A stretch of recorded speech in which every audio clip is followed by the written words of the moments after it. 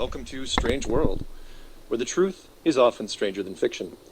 I'm your host, Markk Sargent, the creator of Flat Earth Clues, which propose that all of us are living inside a Truman Show enclosed structure, thousands of miles wide.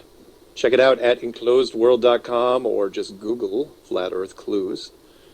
My wingman for the show normally would be Jonathan from Jersey, but unfortunately, he is currently embedded with a Russian infantry battalion in an undisclosed location, part of Operation Green Helmet? I don't know if that's right. We should confirm that. That's a strange name. Not sure what that's about. But no, he's out for this week. So we are joined by the grandson of Commander Graham Bethune, Trevor Purvis. Graham Bethune, the most credible UFO witness, I think, of all time, and also known as Space Grandpa. Space Grandpa. Hey, Trevor, how's it going? Good. How you doing? I think if I keep joining you, I may have to disappear on a mission as well. So we'll see what happens there. Exactly. Well, you're listening to the Ball Earth Skeptic Roundtable, episode number 3 on Wednesday, June 24, 2015. If it was a government ops, it's just more evidence that CIA and government sucks, because look what they did. Because now I'm doing videos, so thanks, Mark, if you're a shill. I appreciate it. Oh, yeah. Mark, as we said before the chat, if you are a shill, you're doing a horrible job. I'm doing a horrible job if I'm a shill. Please, anyone that wants to call me a shill, tell me how I am hurting this movement, because it has gotten so much. So I mean, look at the thousands of videos that have come out, and you know, I am not professing myself to be any sort of leader in this. Look, I just put out some videos, thought I'd make a couple points. If let's put it this way, if I am a shill, then there's no reason for me to go after. Look, shills are pretty much under orders. You do not go after the U.S. government. You do not go after a very high-profile military wing known as NASA, which I firmly believe that you know. And I'll say this in the show on Saturday that I'm doing, and that is, look, I'll come out and say it. Look, NASA needs to be shut down.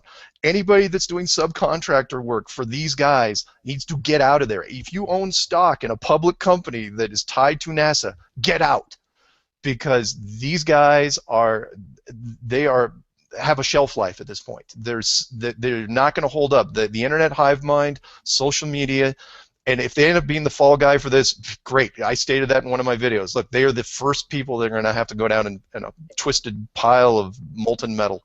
I am going to spend all my efforts trying to dismantle NASA, because they're the gatekeepers for me. They're the ones that, if there's going to be a fall guy in this, it's going to be them. And they've made too many errors over the years, and I'm going to call them out on every one of them. So yeah, if I'm a shill, I should not be able to say that, and I am saying that. So please stop calling me a shill, and I have to blame Eric. I'm not going to pick on you too much, Eric, but you were the one that started this. Well, you know, I'll have to interject there. There are other reasons that people might suggest. I mean, people will say, well, sometimes a shill has to give good information, and they have to accidentally wake people up, but at the same time, they'll muddy the waters. For instance, if they give models that don't work, or if they give models that don't stand up to scrutiny, or if they throw in little things into their model that will turn people off instantly, such as if they start talking about the creators of the dome, or if they start talking about the moon, you know, their models for the moon not making sense. I mean, the idea is if some of the objections, Mark, is if your model doesn't stand up to proper scrutiny, then even though you're putting in some good info, maybe you're muddying the waters. What do you say to that? Well, and I completely understand. And I've also got I should probably address, it's like, look, I understand I've done a lot of interviews recently. And you also have to understand, I solicited none of these people. Every one of them called me, and they sort of fed off each other. You know, it was like, oh, well, if he's doing it, it was kind of like everyone was daring each other. Oh, I'm going to do an interview about flat Earth. But once the first few started doing it, it became fair game. But as far as what you're talking about with the model standpoint, I tried to remain as neutral and open-minded as possible. Again, not what a shill does. The hubcap model, notice I didn't say roulette table. The hubcap model is not that much different from the tabletop flat model. and not different enough to where if there's something wrong with that model, all of a sudden you have to throw flat Earth out the window. There's no way you're going to be able to do that. The moon, when where I say, look, there's a 3D structure, with the moon, something being overlaid on the top of it. If the difference between that and a 2D model, which Eric goes down, again, not much of a difference, which is why he and we still never had really a debate, because we're not debating over that many little, that many points that make any difference, regardless of what the model is, what exactly it looks like, and that's what this thing is really all about. Everyone's got to understand, the skeptics that are out there, that something's being hidden from us. The world is not what you think it is. It does not look what you think it is. Now, it may be ridiculous to use the words flat Earth. I completely agree, which is why I went with the enclosed world option. That is, look, if it's artificial, if this whole place was made, designed, then gravity is a mechanical process, and by that I mean, and I've said this in multiple interviews, and that is, from a design standpoint, it is a form of molecular magnetism, for lack of a better word, and that is, imagine a magnet that can grab anything. Instead of just metal, it can grab organics, clay, wood, sand. It makes no difference, and that is because really, what's the difference between molecular magnetism and what you call density? Is it really the same thing? I don't know. Gravity, even for mainstream science, is a tricky thing. I like to think it's a mechanical process, because then it can be adjusted like anything else. I don't think there's anything left to chance in this system. I think everything is controlled at one point or another. If you want to call it divine, if you want to call it advanced technology, it's one thing. But again, if it turns out to be just flat old density and there's something else behind it, yeah, great. But for me, it's mechanical. Okay. For me, I try to go, I try to break it down a little bit more, get more granular in, definition. But again, if people want to go with density, that's fine. Okay. I mean, if you're using the roulette table map, I mean, how does water curve? Oh, in that case, water always seems to be leveling out. Yeah, in that case, you would have to use mine, which is molecular, some sort of molecular magnetism, absolutely, because then you'd have to control the water on all sides. And again, the tabletop flat model works better with water. I'll be the first one to admit that. It's not the one I would use, just because I like the sunrise and sunsets, how they work on the roulette table a little better. I know people, because water flows downhill naturally, and it flows, you want to go with that because, well, we see it in nature. It's like, yeah, but maybe you could artificially control that.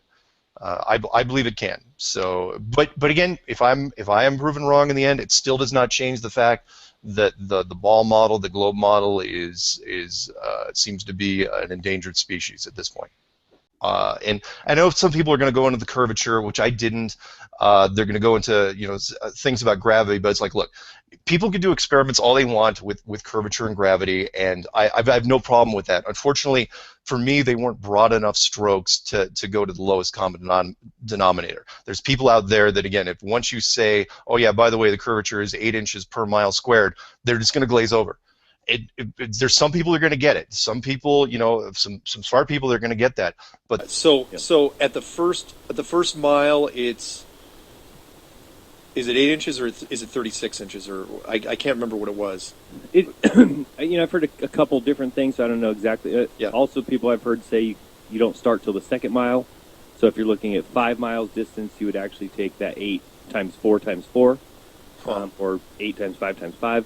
But it starts escalating pretty quickly. Yeah, it's a parabola, so it gets real steep real fast. Got it. The two big ones that I touched on that even now I've got to harp, because you can't debunk it. Again, that panel didn't touch it. The big one, the first big one, is the airline flights in the southern hemisphere, which is the debunking one that I got started on from that guy from Germany, because I looked at it and I was going, no, it can't be. And that is, there's the plane routes in the southern hemisphere, everything below the equator, so if you're the big ones, if you're flying from South America to Australia, are really up if you're looking at it from a globe standpoint. And that is, oh, hey, Jaredism just finally showed up. Nice to see you, Jared. So from a globe standpoint, if you're going from, for people that are hearing this for the first time, if you're going from like Sydney, Australia to Rio or Buenos Aires, it should be a straight shot across the South Pacific Ocean, and it never is. 95% of the flights in the southern hemisphere are connections, and they're bad connections. They're freaking way out of it. So instead of these big arcing triangles, they become really, really shallow dog legs, and the chances of that happening statistically are very, very remote. But the other part of the second part of that, there's second stage, part B of that one. That one is that, which is why I did Clue 9, which is how do you hide something like that? Because people are saying, no, there's these nonstops, and I cannot tell you how many times they sent me the Auckland, New Zealand to Santiago, Chile. Everybody sent me that, to the point where I had to make Clue 9 just to shut them up.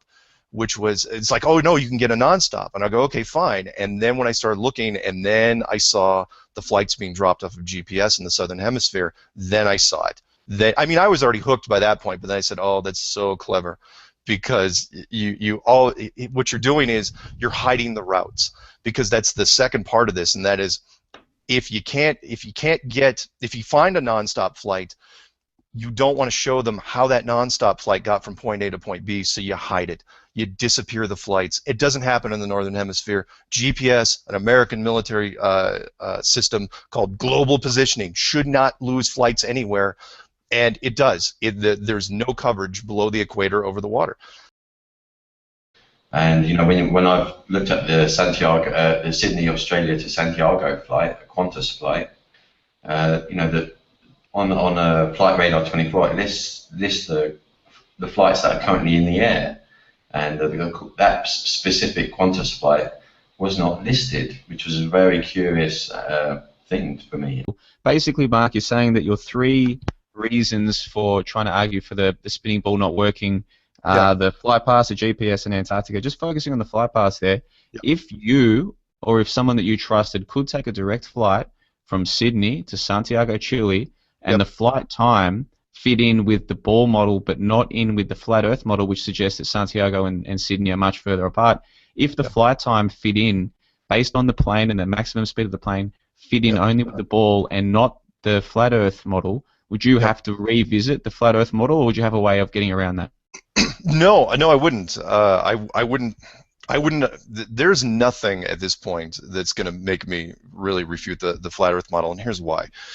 Which is, again, why I did Clue 9, which is because I get this question just about every week, and that is, look, you may be able to book the flight. And I know some people said, well, they're phantom flights, and you may not be able to do it. And I know that there's one of my videos, or one of the people that I subscribe to, he did a thing called Airline Routes Exposed, where even the nonstop flights, some of those take these weird little stops, these fuel stops. And technically, if you do a fuel stop and nobody gets on or gets off, it still counts as a nonstop. But I don't even pay attention to that. For me, it still comes down to the routes. And that is, fine, you may be able to get from point A to point B. You may be able to get on a plane in Santiago, Chile, and land in Auckland, New Zealand, or Sydney, Australia. But you cannot prove the route. That's my big hang-up. And that is because once you get over the water, deliberately, the plane immediately goes into estimated mode or approximated mode. It drops off the screen, and at that point, you have no idea. The plane could be going through a freaking wormhole, and you'd never know it because there's no way to prove it. There's no system in place. Even though it's supposed to be tracking it, it doesn't. Again, people have said, well, we should, get a fund. I think there's some fund me pages where, I don't know if you guys are one of the ones that are doing it. It's like, look, that you'll get on a plane, from Santiago to Auckland. It's like, no, don't waste your money, because you still, even if you're on that plane, you're not going to be able to prove how it goes there. Yeah, you may be able to take some snapshots out the window, but you're not going to know where you are. An ocean's an ocean. And, sure, but can't we do some basic mathematics? We can look at the maximum speed of the plane. We can look at the flight times. Then we can just do some basic elementary mathematics. If you've flown from Sydney to Santiago, Chile, just to take one example, and you've done it in 11 hours or whatever the time is, if you can just time the amount of time, yes, you don't know exactly what route you've taken, but if it's a 10 or 11 hours, whatever the case may be, then we can do some basic maths, and it simply wouldn't work on the flat Earth map. I mean, unless you're going to try and say that maybe the plane is traveling well above its maximum speed or something. No, not at all. What I'm saying is that on a flat Earth map, the route that you would normally take, or over that ocean, the South Pacific Ocean, which you're supposed to be taking, that part of the map becomes stretched and much longer. Basically, the map is so wrong that the only way you can make that flight is you have to take a shortcut, a huge shortcut across oceans that you're not supposed to, bodies of water you're not supposed to go through, and land that you're not supposed to go through. And that accounts for the time that you're talking about. But you see what I mean? If we're on a ball, then I should be able to go sort of underneath the ball to get from Sydney to Santiago. If we're on a flat Earth map, I have to go right around. And even if it's a straight line, on the flat Earth model, like these southern hemisphere, just call it hemisphere, these southern hemisphere flights, the distance is simply much greater than it would be on a ball. So if we make it in the time that fits the ball, then it doesn't fit the flat Earth map, does it? Unless we're going much faster.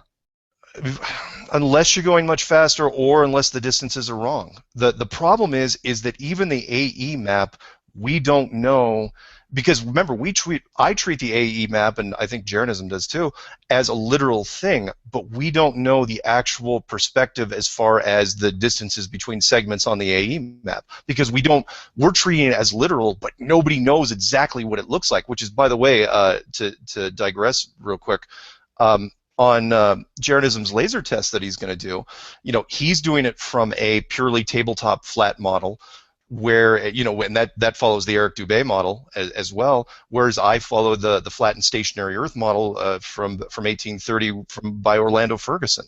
So even then, what I'm trying to get is we don't know the exact distances on a flat model because it's never been shown. We don't have a truly accurate map because we don't know the curvature. We don't know if there's any curves at all. So for me, yeah, there is some speculation there, but no, I'm still, there's no way I'm backing up. One of the things that you've been criticized for, Mark, on say Dubai's forum, not necessarily by Dubai specifically, but just by people, is that you don't focus on these easily provable scientific methods for disproving the ball Earth. Are you planning to make a video in the future talking about the lack of curvature? Is that something that you have no interest in making any videos about whatsoever?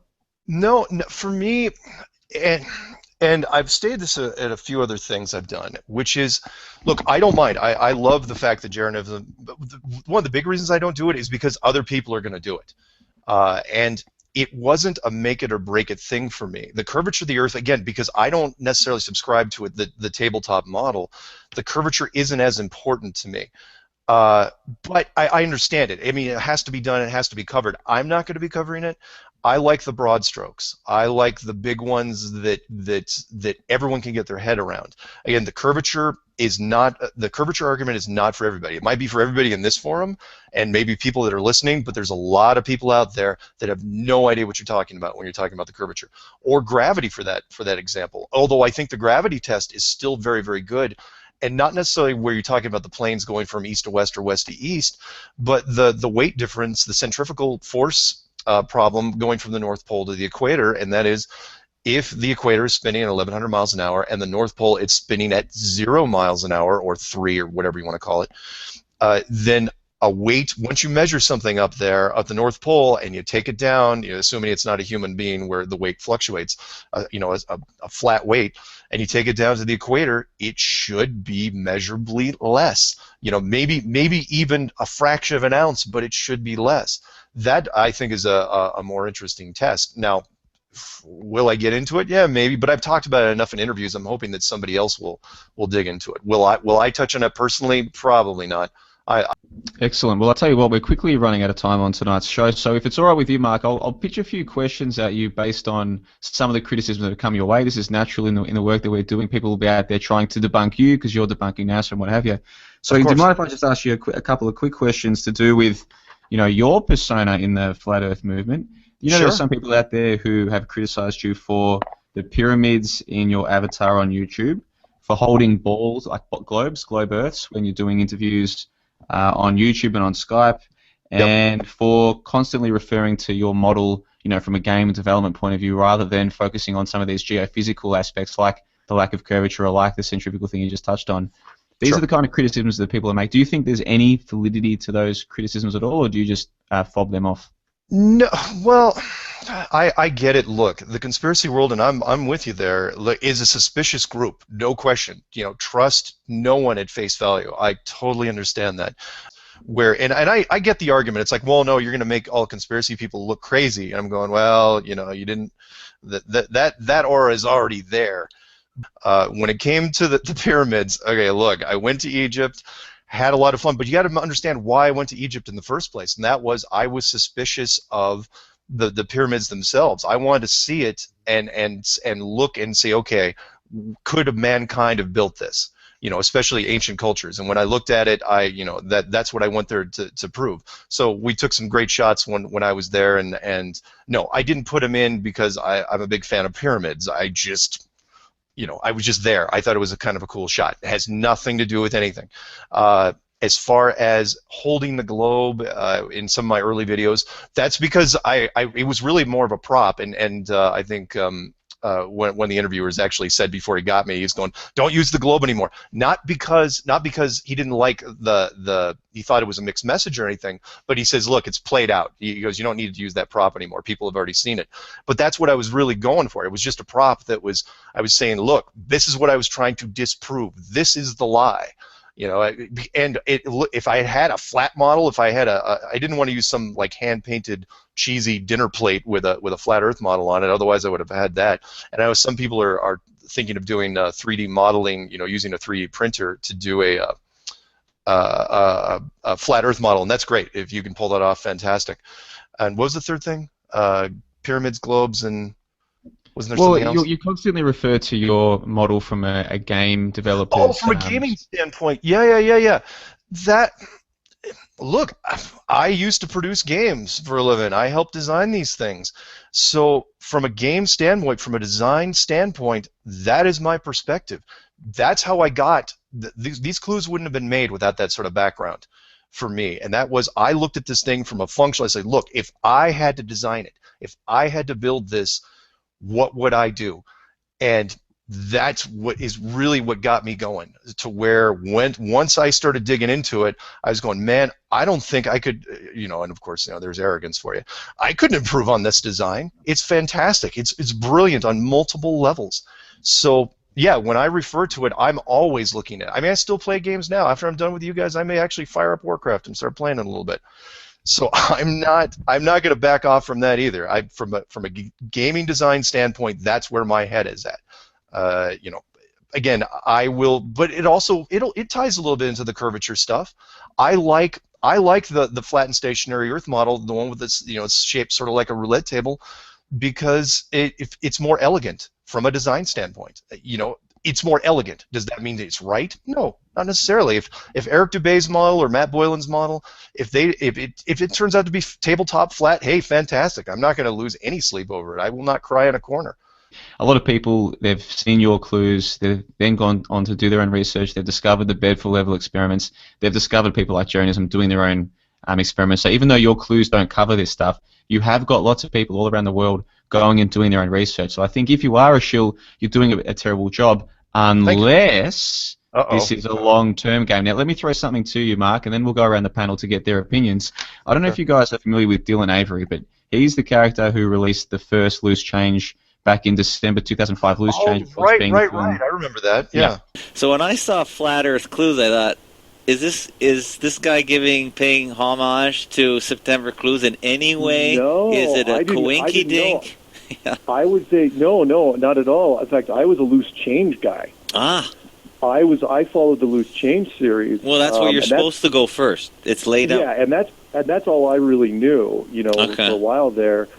And so that's really, it didn't take much convincing for me with the whole 9/11. And the Loose Change stuff almost didn't come out. Boeing threatened to sue the Loose Change guys on their first edition. I think I don't have much doubt at this point that that's all controlled opposition. I mean, after all, Vladimir Lenin said the only way to control the opposition is to lead it. I think that they there's no doubt that it's part of all major media, military media psyop hoaxes is they manage the opposition. So that was a controlled leak, just like when they release water from a dam, they don't just blow the dam up and let it flow out. It's released carefully to relieve any kind of tension, pressure, growing opposition. So forgive me, but that is why I'm skeptical about just about anything that comes out. So let me pitch something to you guys, and we'll go to you first, Mark.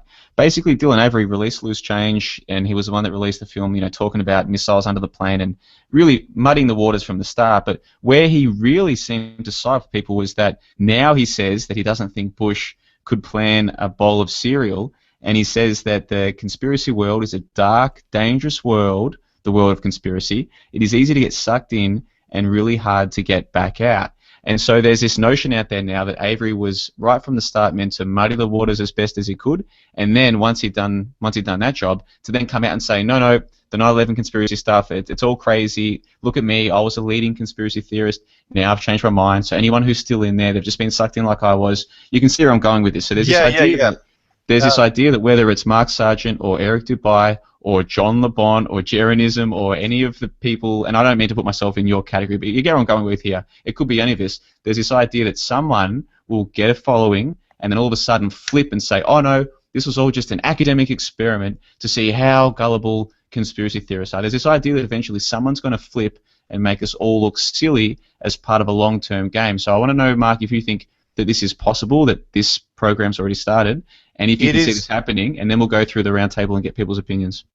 Okay, it is possible, and that question has been posed to me before, although not in quite that way. I like the way you put it. And that is, look, could it happen? Yes. We're the smallest club in the world. Of all the conspiracies I wanted to join up on, because I didn't post any, I haven't posted anything on anything, not Apollo, not 9/11, not Pearl Harbor, not really much of anything. So, well, that's good because now you're known as the flat Earth guy. Yeah, exactly. So now apparently I've become the flat Earth authority overnight. And I thought that Matt guy, and you put him in your video, the Matt NASA comedy guy. Matt Boylan, yeah. I was pretty sure he was controlled opposition. He was acting very irrationally in his videos, which indicated he was just trying to attach crazy. I thought he was attaching crazy to the thought. I initially was suspect too, but I actually spoke with him, and did you? He called me. Yeah, did you? Because I reached out to him and he ignored me, which I guess is easy to do, but still. I think he's trying to build, and rightly so. He was looking for some sort of catalyst in this movement because he's never really backed away from it. Basically the story. Do you know anything about that? His backstory on that one. No, I always thought he was controlled opposition. He's just spinning crazy to this whole idea. His original interview, in my opinion, is just brilliant, and it gets a lot of hits, on a lot of mirrors. This is where he's walking around on the earth. Oh yeah, again, he's a performance artist. Okay, and he's a stand-up comedian, and but he's in not 2 different funny. Languages. Plus, he's French. Okay. Stuff like that. But it's a great interview. I highly recommend it. Well, I'm going to watch it. I got it queued up. It'll be on my next audio that I'm listening to.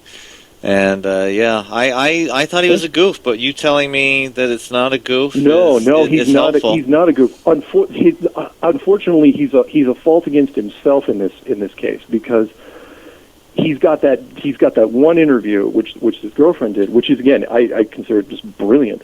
But he's got so many other videos where he's doing, he's just going off on just tears, and it's tough. It's tough to listen to sometimes because again, he's passionate. But that's the grounding one. You'll understand when you see it. It's that's where he gets, that's the fan base right there. From this sector is just particularly that one video.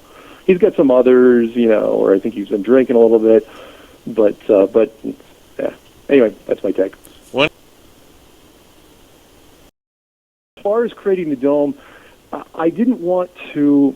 You can't have it spread out forever when you're trying to explain it to people because people they want some sort of compartmentalization. It's like okay, they want the beginning and the end of the movie. They want some sort of space in between that they can get their head around. Yeah. So for me, it's like okay, we'll start with the dome, and if it's bigger than that or if it's weirder than that, we can go from there. But does there have to be a dome, though? I don't even know if there has to be a dome. There doesn't have to be a dome, but it makes it easier if it is. What's it made of? And how much do the window cleaners get to clean it? I want that contract. Nice. And who's the maintenance crews? And, are they flying around? Where's the rope? Spaceship. Where's the rope? No. Your arguments are very clear. They're very persuasive. And I have to admit, though, I did have sort of an unfair advantage there because I used to do classroom training for proprietary software. Okay. When I was doing stuff for time and attendance. I was going to ask. So you must have had all the software, slide presentation, syncing of the audio actually, to the that stuff. I mean, I kind of pasted that together, but the whole concept of because for years I would train people on basically the basic, taking complex stuff and breaking it down to where they could really understand it, to where it would really drive home, and it didn't take very long. They wouldn't have these gaps where they'd fall asleep. And so when I was doing this, for whatever reason, it just came very, very naturally. And I was surprised again. The worst conspiracy of all time. And here I am now. Not only believing it but preaching it. So Rodney King, can't we all just get along? Right? Can't we just get along? I didn't. That's all I said. Yeah. And in that comment, I think I was the first one to ever mention your name, and just taking. God. I know, my mistake. But I think taking into everything I knew about that forum and what they were kind of going for in those conversations, they weren't talking about you specifically, but there was a lot of shill talk, shill behavior this, shill behavior that. So I just said, I don't care who's a shill. I said, if Markk Sargent's a shill, so be it. His true colors will show. Well, then they popped in right after and said, hey, we agree with everything you said, except the part where you said we need to wait and see if Mark shows his true colors. Okay. That he's already shown them. He is a paid NASA shill. Oh yeah, this is. Oops. That was weird. As soon as you said that, my shelf almost fell over. Oh boy.